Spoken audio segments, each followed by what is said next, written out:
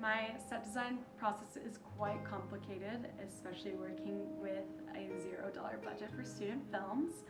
It starts with me doing sketches of what the directors are kind of looking for. And after that, it's mostly finding a location.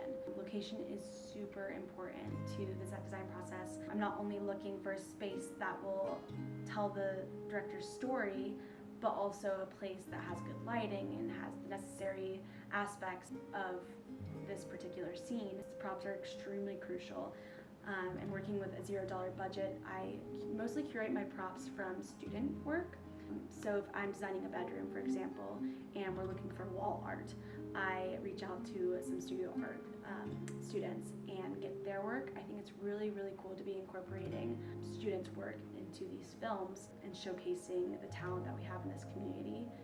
I also often go to antique stores or thrift stores looking for posters or even little postcards that we can put on the wall to fill up the space.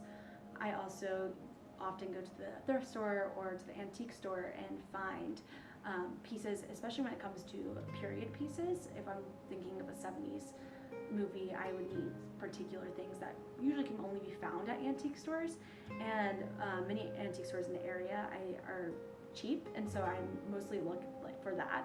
I think people don't understand how crucial set design is when it comes to film. Every little thing in the background or every prop that the actor is using makes the story.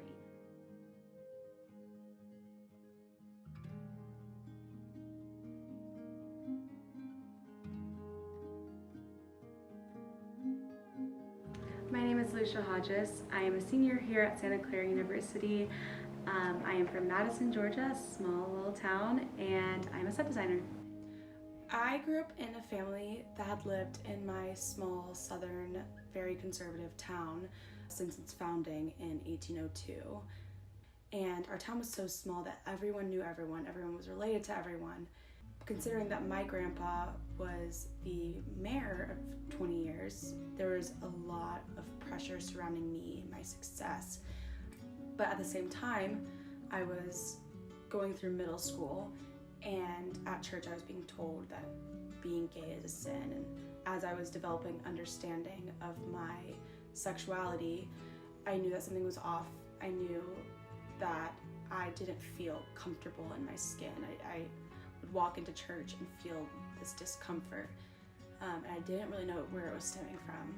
And my parents were both very liberal, which was also a point of contention in our town, of having this liberal family and having one of the only Obama signs, like yard signs, when the campaign was going on. Just a lot of judgment around that. In high school, I began to develop serious mental health issues that were undiagnosed and unrecognized, and I even was trying to push them down and wasn't seeking help for myself because I believed that God could save me, or that this was all temporary, or I felt that maybe I'd be exposed for the sexual feelings I was having. I began to develop very unhealthy coping mechanisms and kind of just felt lost and scared and had no one I felt I could tell, especially considering part of this all had to do with my queer identity. And going into college, I knew I wanted to go to college as far away from Georgia as I could. My entire friend group went to UGA, just 30 minutes from my town. My entire family lived in Madison, grew up in Madison, stayed and went back to Madison. And so coming to Santa Clara, I felt that I would finally be able to fully express myself, find friends that thought like I did, and maybe even one day come out and be able to be open with my sexuality. Finally felt very liberated from small town culture and felt that I could express myself fully to my friends. But COVID hit.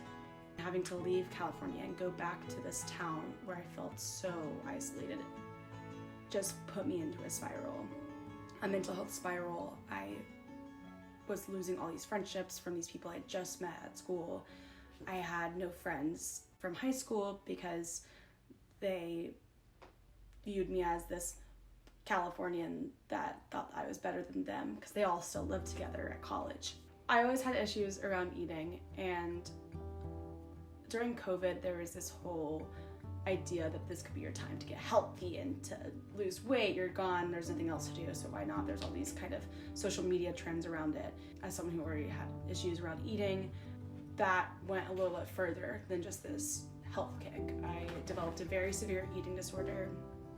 Even though I looked drastically different and my energy levels were just so low, no one was saying anything, and that only furthered the eating disorder and felt like I returned back to college during the middle of COVID to move into my sorority house because my parents said it was fine and didn't see that I was sick, even though I had expressed to them I felt that I was. Very soon after that, things got a lot worse, and I got extremely sick and was forced into treatment. I had to take off a quarter from my sophomore year to attend inpatient treatment. While I was in treatment, I was finally coming to really get to know myself, and my therapist encouraged me to do art because she knew it was something I always enjoyed, and she asked me to draw how I was feeling.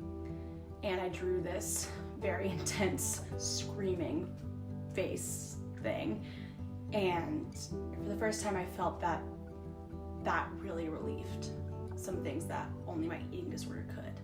I've always had a very strong passion for art since a very young age. Art class is always my favorite. My mom said as a child that every single day I did some kind of form of art. I used to redesign my bedroom like twice a week just because I love doing it so much. My grandma still collects all my sketches and horrible self-portraits from out of crayon in her dresser in her bedroom. Ever since, I have found that art has become my most crucial coping mechanism and has completely altered my mental health journey and has been a crucial aspect of getting better in my recovery. My passion for set design is a more recent thing. I was told by my mom that I would be an incredible interior designer, and I was like, oh, maybe I could look into doing design for films. And so I did a lot of research looking into set design and what that entails, and it was just right up my alley, and I've loved working on short student films doing set design ever since.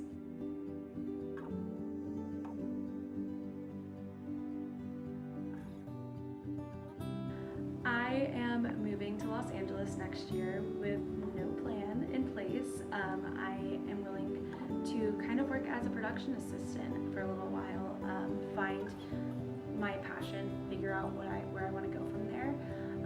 Ideally, I'd be working in set design or production of sets using my woodworking skills. I'm just super eager to get down there and be a part of that, especially coming from a really small town in Georgia. Being a city girl is going to be very new and exciting for me. Yeah, that's currently my sole plan.